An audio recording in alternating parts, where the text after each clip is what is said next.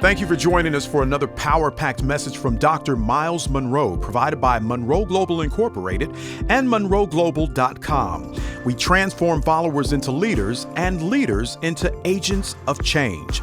We hope that this message is a blessing to you as you advance your life and discover your purpose. Now, let's go into the message.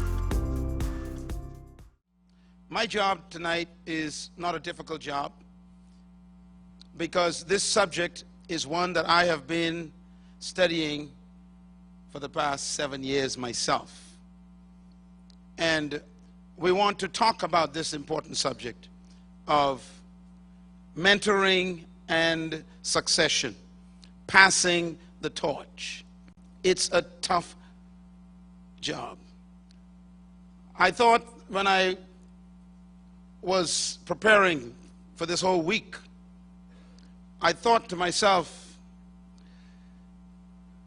I wonder if I'm ready for this. Because this is really one of the weakest areas of leadership. And if we don't address it, we will still continue to repeat the mistakes of the past. Throughout this week, you'll be seeing a lot of pictures of lions. We have chosen the lion as our symbol this week for the subject of leadership, mentoring, and succession. You may note that many of the graphics that you see will show an adult lion along with a cub, an offspring. I chose this symbol because one day when I was in South Africa, we went to visit one of the parks. A park is obviously a reserve kept by the government where the animals can roam wild and they can be protected. And when I went to visit the park, my wife and I were taken out on a safari, and we visited the jungle area, the wild bush. We saw the Big Five. And those of you who are from Africa know what the Big Five is. And the king of all the Big Fives is the lion. The lion is the leader of the animal kingdom. I was intrigued as I had the privilege of watching the lions during a feeding time. Strange. I noticed that there were little cubs around, and I saw the mother lion pick the little cubs up in her mouth behind their necks, took them over to a shaded bush near a tree, and she just dropped them down one at a time. She came back, picked up the other one, and just took them over to the tree and left them there. And then I saw something strange. She then walked away, and they perked up looking at her and never moved. And then she was joined by 4 other female lions. And they all began to crouch toward a massive bull. And the little cubs never moved. And they watched their mothers, because in the lion kingdom, the father doesn't do the kill. I'm not sure if that translates into humans. But the women go out and get the meat, and then the man eats it. Maybe there's some revelation, gentlemen. We need to ask God to get a lion spirit. But be that as it may, I was intrigued because I saw those lions strategize as they crouched and moved slowly, and they crept among the grass and moving toward that bull who was feeding. And there were about 7 of those bulls around, and they were just strategizing, one position to the left, one to the right, one went over to the side, the other one stayed back, and they all were positioned working toward the attack. And the little cubs never moved, but they were perked up watching every move. And suddenly I realized this was mentorship going on. This was an opportunity to preserve the future of the bride. Then I realized that the cubs were placed not just near the bush under a tree, but they were actually placed on a little mound where they had a perfect view of the entire action. The mother chose a high place so that they can observe every act. No wonder why the lion is still the king of the jungle. They don't leave leadership training to experimentation. They don't leave it to haphazard mistakes, trial and error. They intentionally train. My job tonight is to talk about this same principle in the human context. The power and the purpose of mentoring and succession, which is the theme of this conference. I want to focus tonight on the art of leading beyond your leadership. Please write that down. The art of leading beyond your leadership. I will say a lot of things that will disturb you, may even make you feel uncomfortable, and that's good. Because we have to grapple with our own internal motives. Maybe even question some of our own ambitions, and to check whether they are pure or impure. I want to begin with a couple of statements that focus on passing the leadership to preserve our legacy. Write this statement down. Passing from leadership to legacy. That's what mentoring and succession is. It's passing from leadership into legacy. Some people just want leadership. They don't want a legacy, the way they act.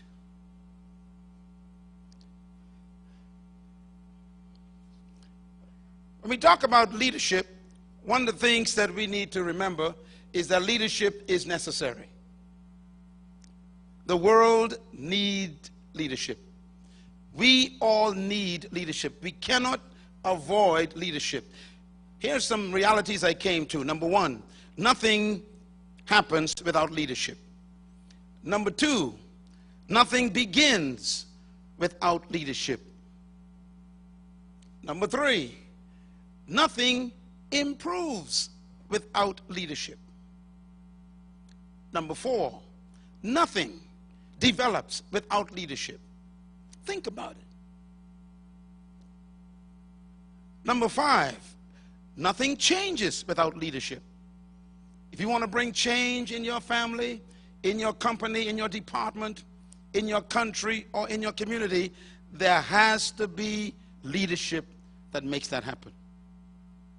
Number six, nothing progresses without leadership.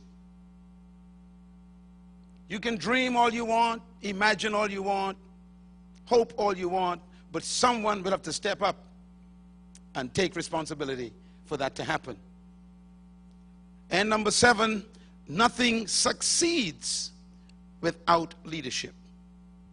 I think this list is long enough for us to accept the fact that leadership is an imperative, necessary. We cannot succeed without leadership. So we're not here to debate whether leadership is important. What we're here to deal with is some of the aspects of leadership that needs to be addressed. This one we deal with is the most important. Mentoring and succession. Not only is leadership important and vital, but take a look at this. What is the role of leadership? I thought this through intensely. I've written books on this subject, done research on this subject for years, and I'm still trying to wrap my mind around what is really the role of leadership. And here's one of the thoughts I have distilled. Leadership provides the vision, the energy, the initiative, the motivation, and the passion to inspire others to a noble cause for the benefit of all. That's the role of leadership in any context. Please write this sentence down, because in it is your assignment for the rest of your life. If you claim to be a leader, you must provide, first of all, a vision, but you also must provide energy. Leaders cannot be tired, sick, and complaining. They provide energy. Their very presence is supposed to produce energy in the organization. That energy motivates people. They also must provide initiative. They begin things, they start things, they cause things to happen. Initiative. Leadership provides that. They also provide passion, and that passion must be felt throughout that entire corporate environment. It's a tough job being a leader, because you got to keep all of those things present in order to successfully achieve a noble cause. Here's another role of a leader. Leadership is influencing others to move from the present to the unknown future. That's the job of a leader. Your job is to move people from the known. People love the known. They love the familiar. But a leader's job is to uproot people from the familiar and take them to a place they've never been, and to make that place attractive enough for them to want to go. They actually call this selling the vision. If you cannot make the future more important than the present to the people, you cannot lead them. I want to repeat this. If you cannot make the future more important to the people than the present, you cannot lead them. And so leadership provides that influence. The final thought to summarize the role of leadership is this. Leadership is a corporate investment in hope. Your job as a leader is to give people the incentive to want to invest their time, energy, resources, their own personal ambitions in a hope of a future that they believe is better than what they are. That's what leadership does. So take a look at those three sentences and judge yourself. Is that what you're doing? Is that what the people are feeling? Can you continue to do this for the next 40 years? This is why leaders must take care of their bodies, for example.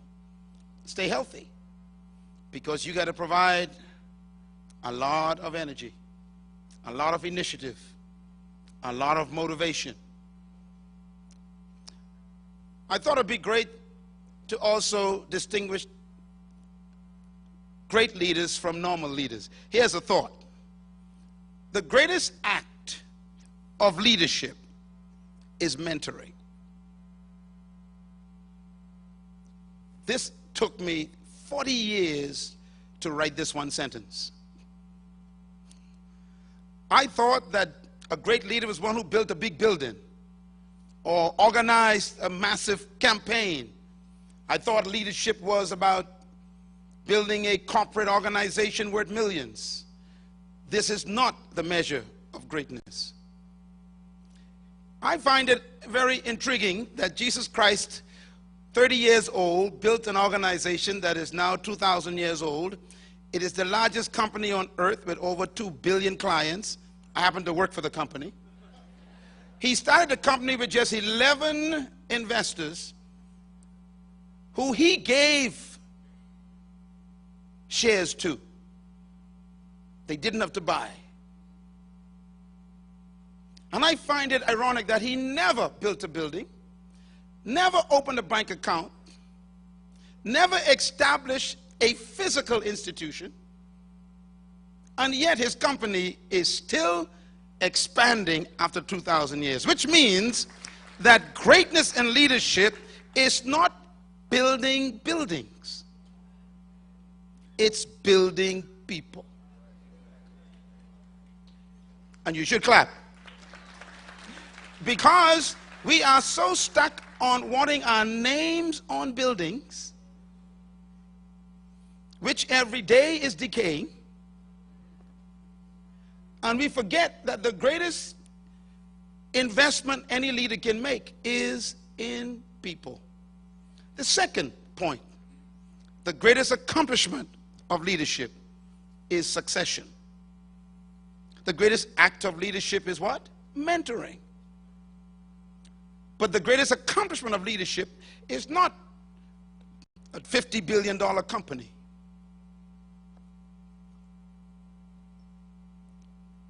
The greatest accomplishment is succession.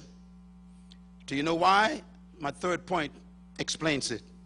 Failure to mentor a successor is the cancellation of leadership legacy. I want to repeat this point. Failure to mentor a successor is cancellation of your own legacy. Because you don't live on in buildings or in bank accounts. You live on in people. This is why the greatest leader of all time invested 3.5 years just in people. And he ended his training program with this kind of saying: I pray not only for you, but for them who would believe on me through you. He had this idea of living forever through them. Buildings are bombed. But people live on. So we need to consider, what are we prioritizing? I thought it would be interesting as the opening session for our evening plenary session to give you a definition to work with. And every speaker should take notes here, because I'm going to give you the definition we should be working with all week. First of all, succession is an amazing word. The word succession begins with the word success. Or haven't you noticed? That is an amazing thing. I did a little research on the word, and I discovered that success has to do, therefore, with three things: movement, continuity, and follow after. And that's what the word actually means in its original state. The word success has to do with movement. We normally think of success as something to do with ending something. But success has to do with movement, with continuity. If your vision dies with you, you failed.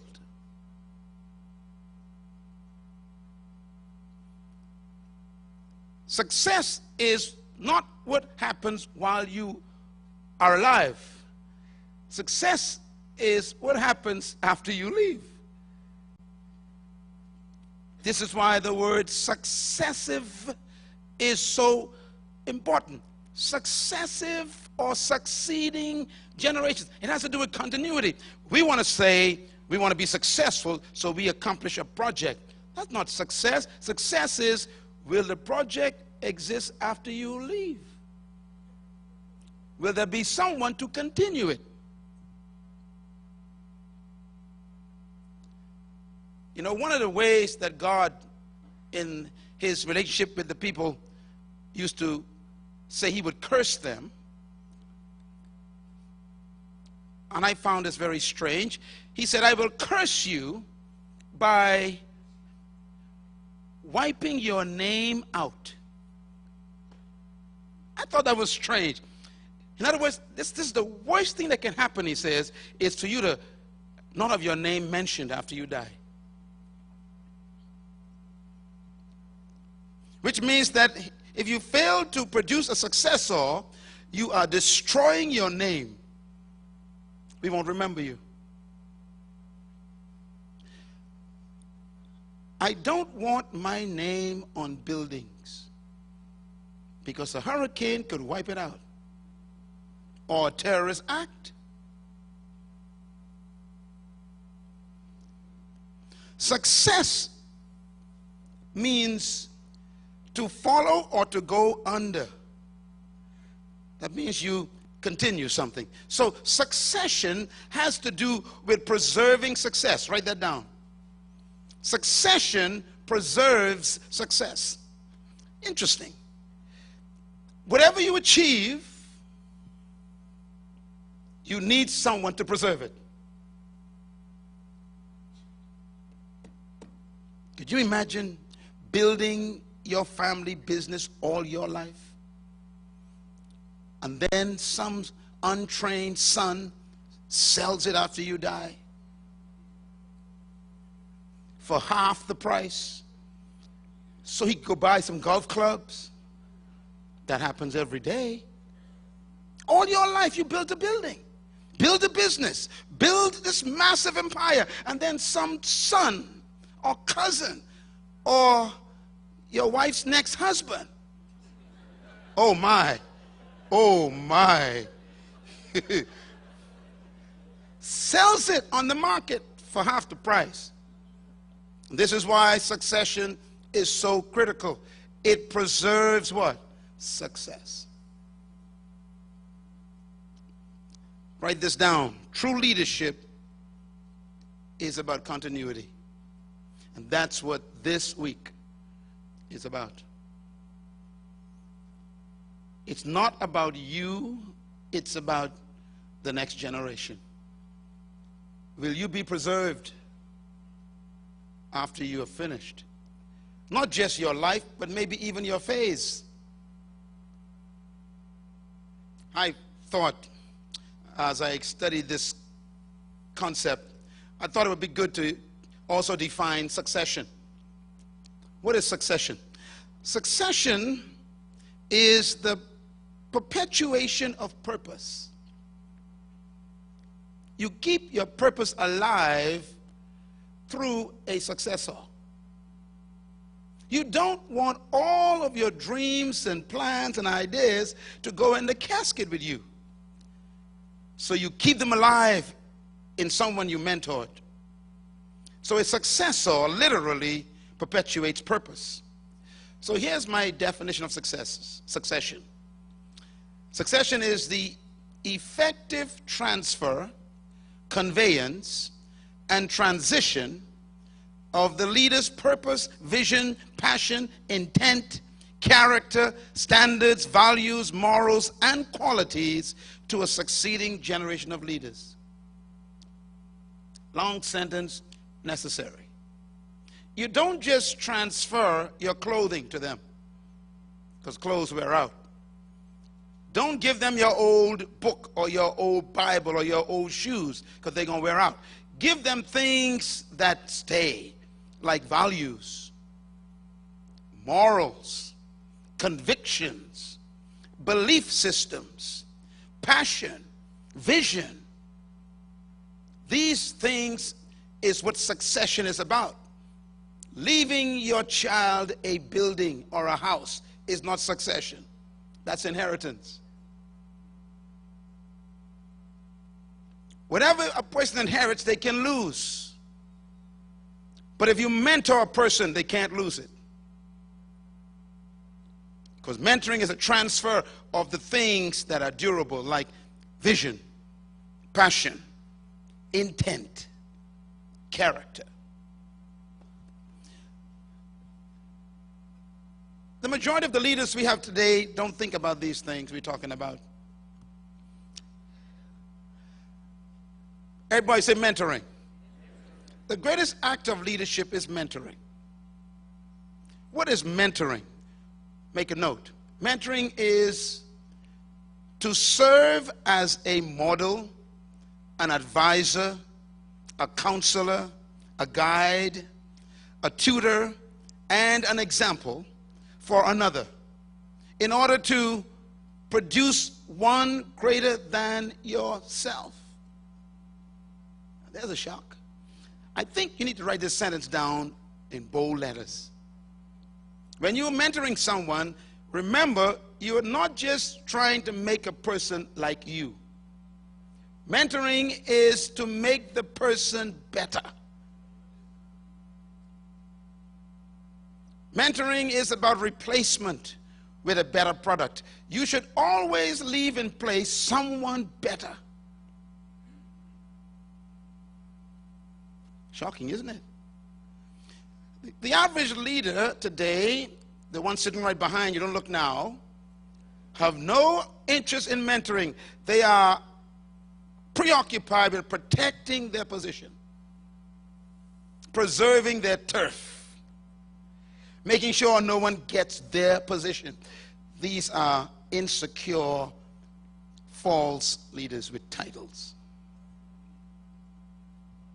A true leader is always training his or her replacement. And the goal is to make them better. When I think about the greatest leader of all times, his attitude taught me so much. He would say things like this: if I don't leave you, then greater works you won't be able to do. But if I leave you, knowing how well I trained you, you will do greater works than I. In other words, a successor should achieve more. You know, I find it ironic, and we'll talk about it this week, that the folks we sometimes call successors are thieves. And you'll be amazed. People who have been given authority would use that authority to destroy what you built. They will steal your power to destroy your accomplishment. Everybody say succession. Succession never destroys the foundation it meets. It builds on top of it. So when people start dismantling things, when they take over, these are not true leaders. They are charlatans who was waiting for an opportunity to destroy you. This is why, again, you must mentor. Mentoring protects what you built.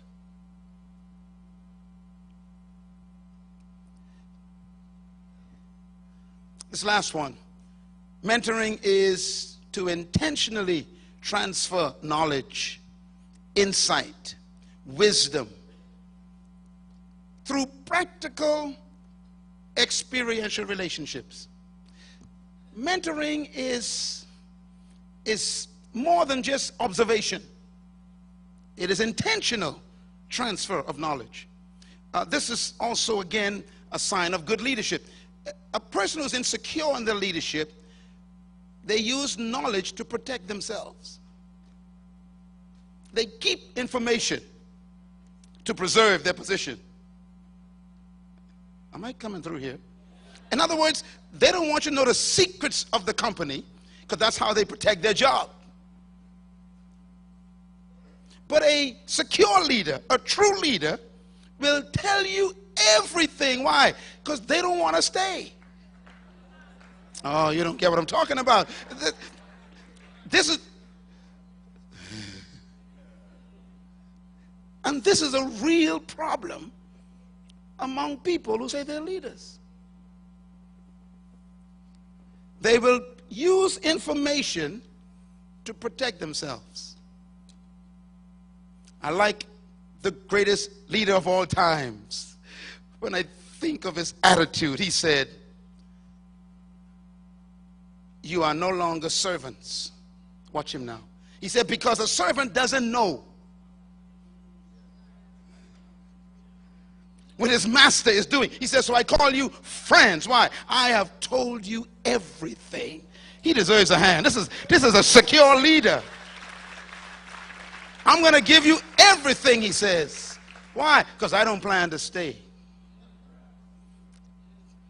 Some of you have your name engraved in your chair in the office.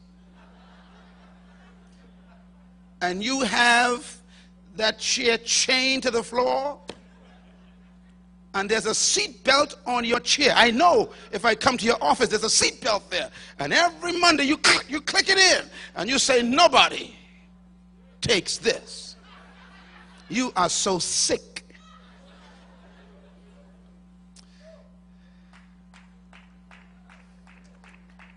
True leaders transfer knowledge.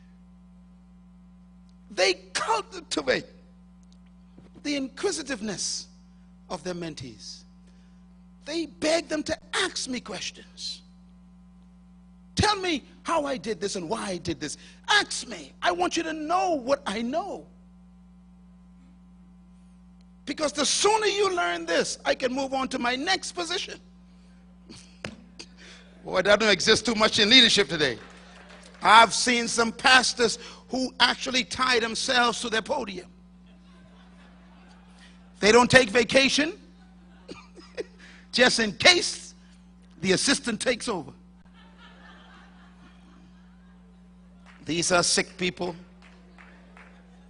with a title.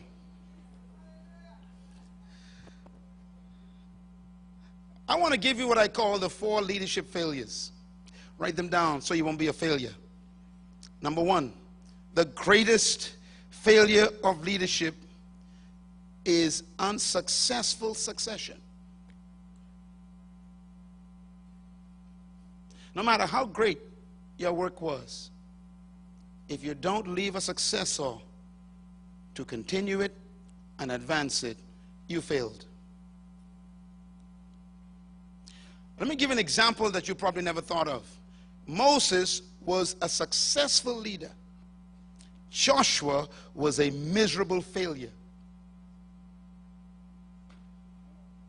There's a shock. If you read the stories of Joshua and Moses, Moses mentored Joshua, trained him, grew him up, gave him the company. He ended up with 3 million people in the company. A lot of money. He ended up with a mobile tabernacle paid for. The guy had everything going with him. And when he died, he left nobody. I know you probably don't want me to say that. Joshua failed as a leader because he didn't leave a successor. As a matter of fact, when you read the last chapter in the life of Joshua, it's a very depressing chapter that we don't preach about. It says, after the death of Joshua, the children of Israel knew not God. Wait a minute. This is amazing. The first thing Moses gave Joshua was God. I'm not sure what you're doing right now. You're the manager of your department, the leader of your organization, the chairman of your board, the pastor of your church, the supervisor of your division. That doesn't impress me. I want to know what happens when you leave. This conference is to make you go back home and look into your legacy. Who's going to talk about you when you leave? The second failure of leadership. I call it the greatest weakness. The greatest weakness of leadership is mentoring. We don't mentor. And this week we're going to learn why we don't mentor. I'm going to give you 10 reasons why we don't mentor. And you're going to find your personality in that list. The third biggest failure of leadership, I call it a defect. The greatest defect of leadership is insecurity. An insecure leader, which to me is a paradox, the two words don't go together. They contradict each other. But we can use them because people parade around as leaders. But if you are insecure and you have a title, you are dangerous. Because an insecure person will always want to protect themselves, defend themselves. These are the kinds of people who kill their opposition. They don't just fight against you, they destroy their opposition. Insecurity breeds contempt. And the contempt is against those who just attempt to threaten the person. That's a defect. It's a failure. And the fourth failure of leadership, I call it the greatest fear. The greatest fear of leadership is the success of the followers. Have you ever heard this? You can be good, but don't ever be better than me.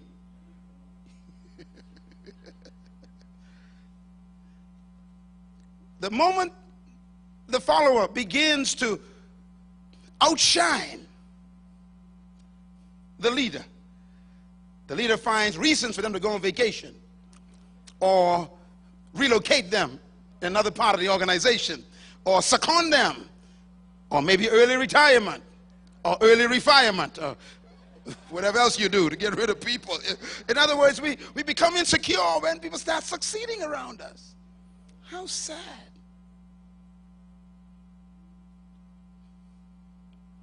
Don't you know that when the people around you are more successful than you, that's a compliment of your leadership?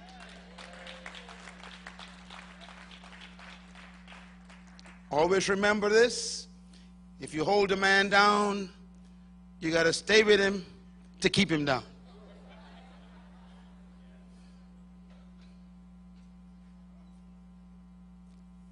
Fear of success of others. It's a great failure of leaders. I thought I'd take you quickly before we wrap this up tonight. I've defined succession. I have defined mentoring. Please get a copy of this CD and DVD. Listen to them 4 times. Get it clear. Teach it to your staff and those who you're training, because if they get this, they won't hold on to jobs too tightly. They won't develop the spirit of entitlement.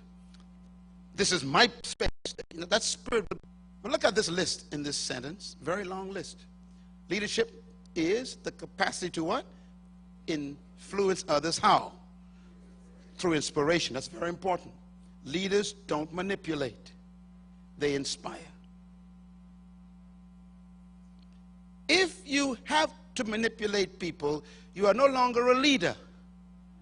You are a dictator. Leaders inspire. How? By their passion. Where does passion come from? Passion comes from a vision that they have, bigger than the present. And that vision births in them a conviction, and that conviction comes from their sense of purpose. I put it like this, and you can write this down real fast, because I'm going to do this quickly for the sake of time. But purpose is where it begins. Purpose is having a sense of destiny. Your purpose then produces your conviction. Your conviction is a sense of significance. In other words, a leader is someone who discovered that they are important to the world. I remember when that happened to me.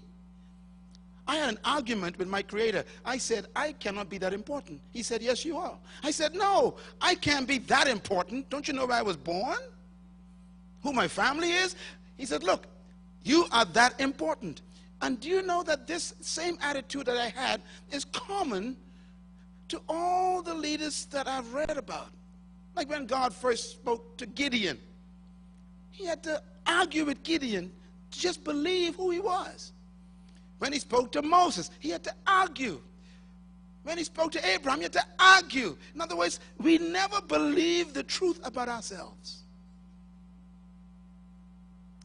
You are that important. And the sooner you accept it, then the third thing kicks in, and that's vision. You begin to see how to do it. Vision is a concept of the future. And when the vision comes, passion comes. Passion is a deep desire and commitment to achieve the vision.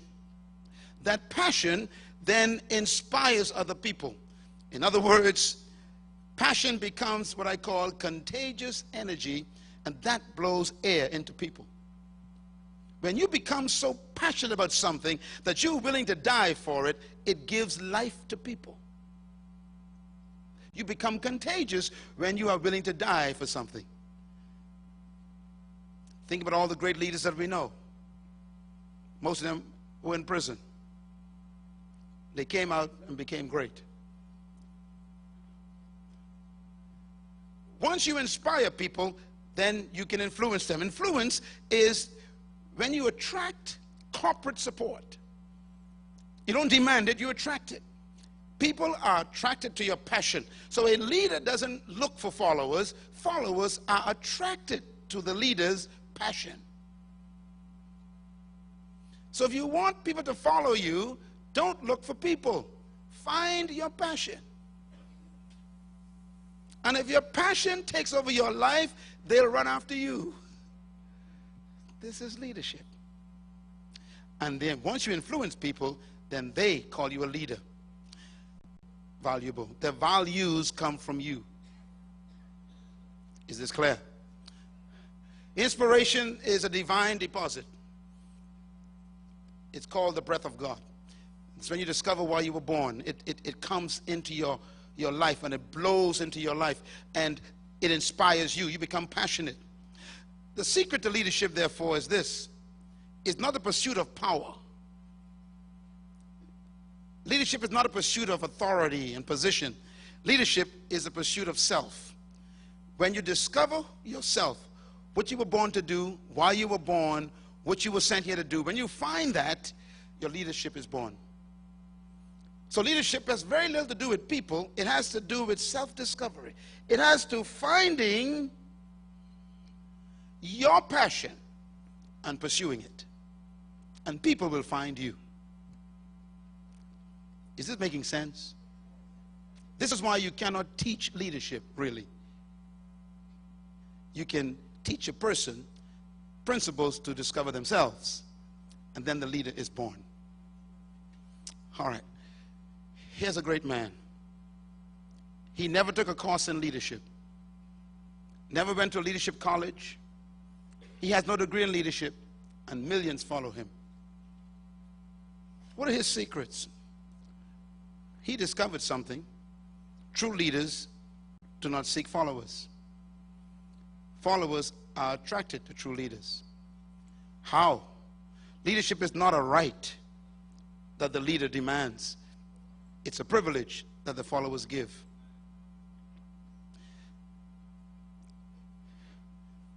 Because you are a leader, because you say you are a leader, and no one is following you, you're simply taking a walk.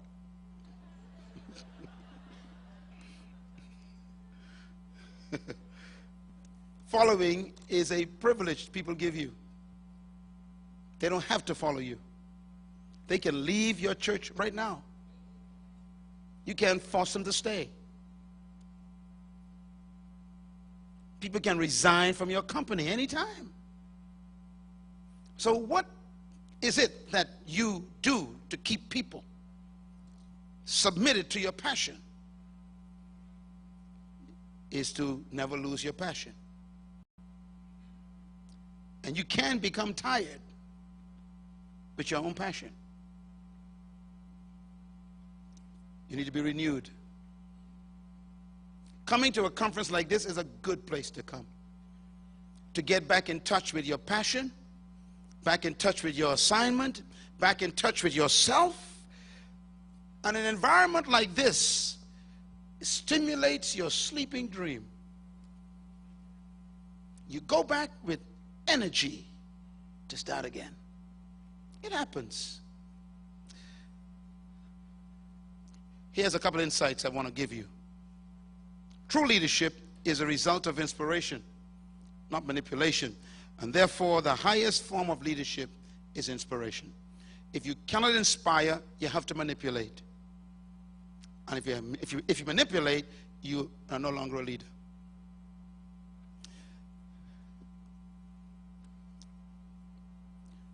Many countries right now need leaders. We need people who can inspire us to believe again, have hope again, in a noble future, in one we're willing to sacrifice for. Leadership. Another insight: good leaders employ people. Great leaders deploy people. Good leaders gather people around them. Great leaders distribute them. Go into all the world. Go. Great leaders love to delegate. Good leaders love adulation. They like to be worshipped. Great leaders deploy. Good leaders employ. Leadership is not measured by how many people serve you. It's measured by how many people you serve.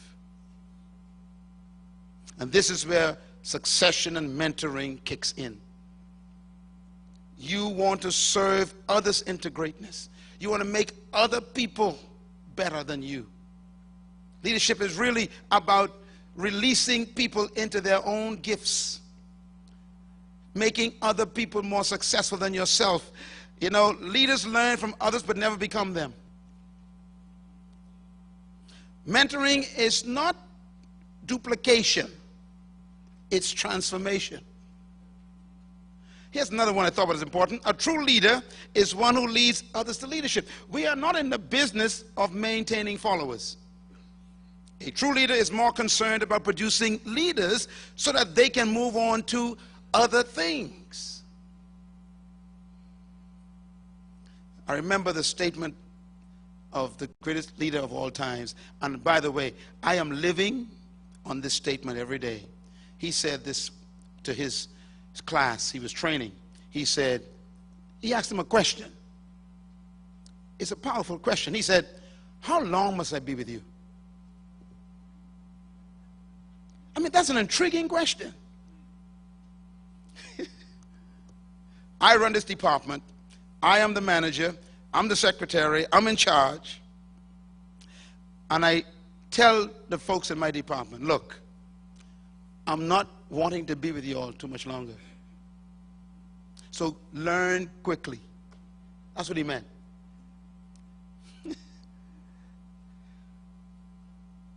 Now, the average insecure leader today, not you, the one sitting behind you, our attitudes are different. Our attitudes is, I ain't going nowhere. You might as well just forget this part. You ain't coming here. I've been trying to get here for 20 years. I'm finally here. I ain't going nowhere. So they actually, they turn the question around. They don't say, they don't ask the question this way. How long must I be with you?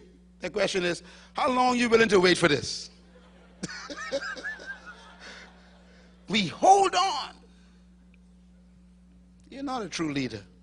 You're an insecure charlatan, feeding like a parasite, making a position synonymous with your value.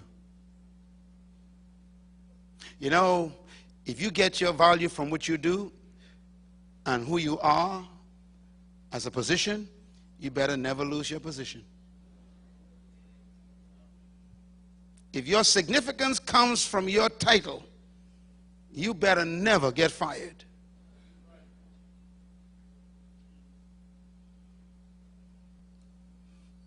A leader has found value in herself. She brings value to the position.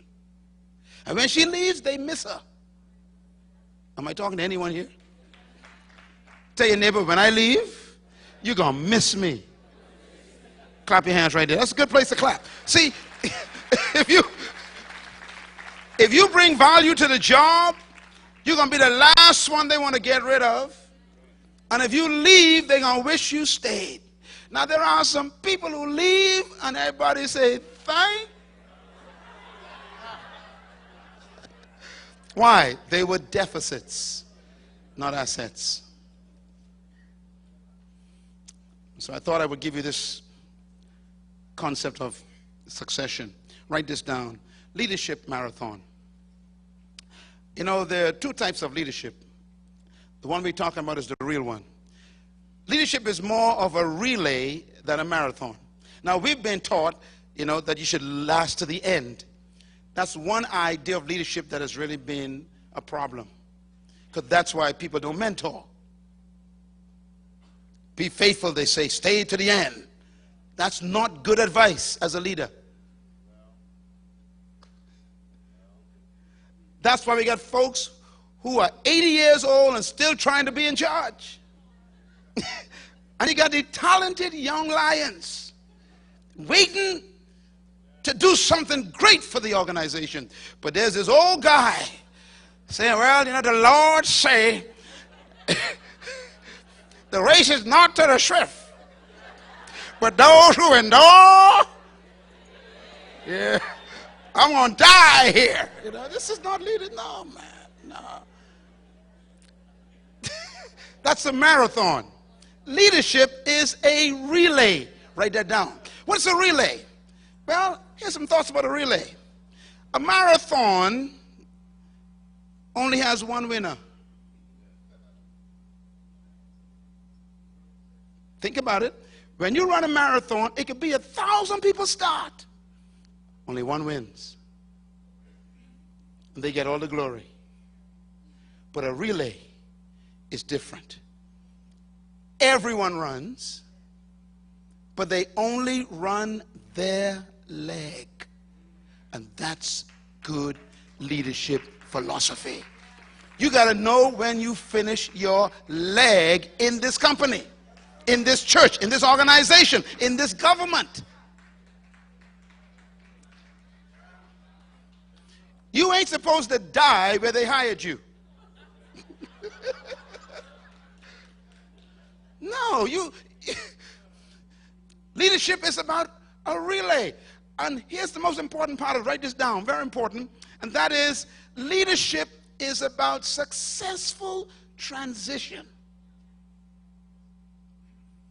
You got the baton now. Now, there are people sitting right behind you. Don't look now. But they take the baton home in their pockets. They write their name on it. This ain't your Lord. This mine. And they actually made a will. The baton shall be in my casket. People are sick. Who can you think of right now in your organization who has their hand open like this?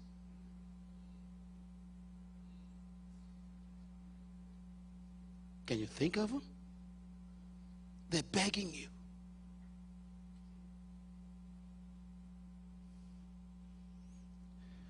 When your leg is finished, you run out of ideas.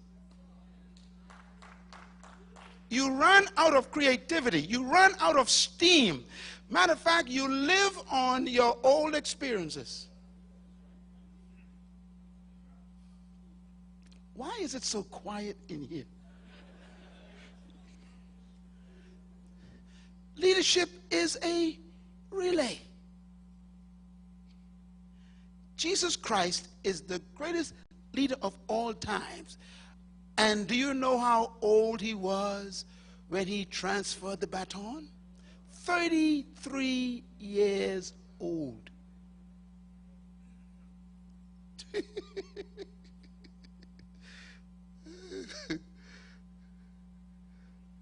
How long you been working here? 52 years. They proud of that. Right here? Yes, doing the same thing. I'm an expert.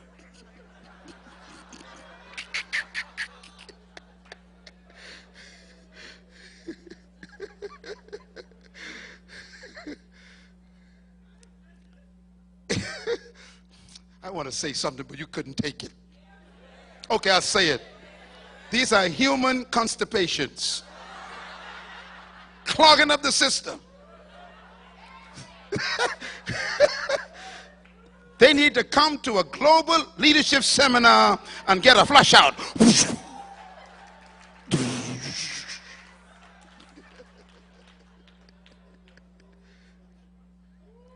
Organizational constipation. People stuck in the system because, and don't miss the session this week, because we're going to be learning why they don't move. And some of you are guilty of it. I got to keep protecting myself from it. It is so easy to get caught up in it. But it's a relay. Can you imagine a relay? And one guy just wouldn't pass the baton. Everybody running.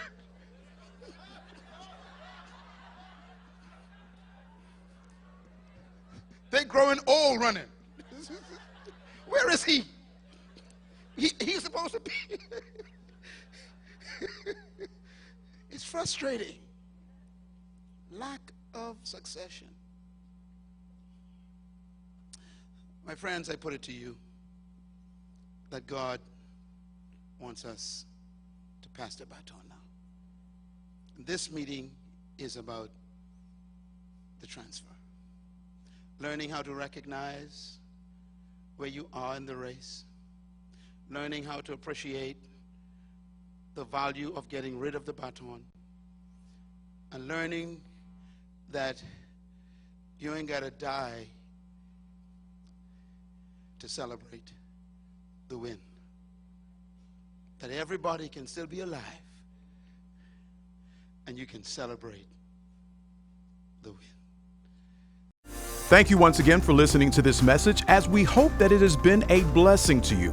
Our goal is to show you new paths and opportunities so that you can discover your purpose. It is your love, support, and partnership that makes Munroe Global possible.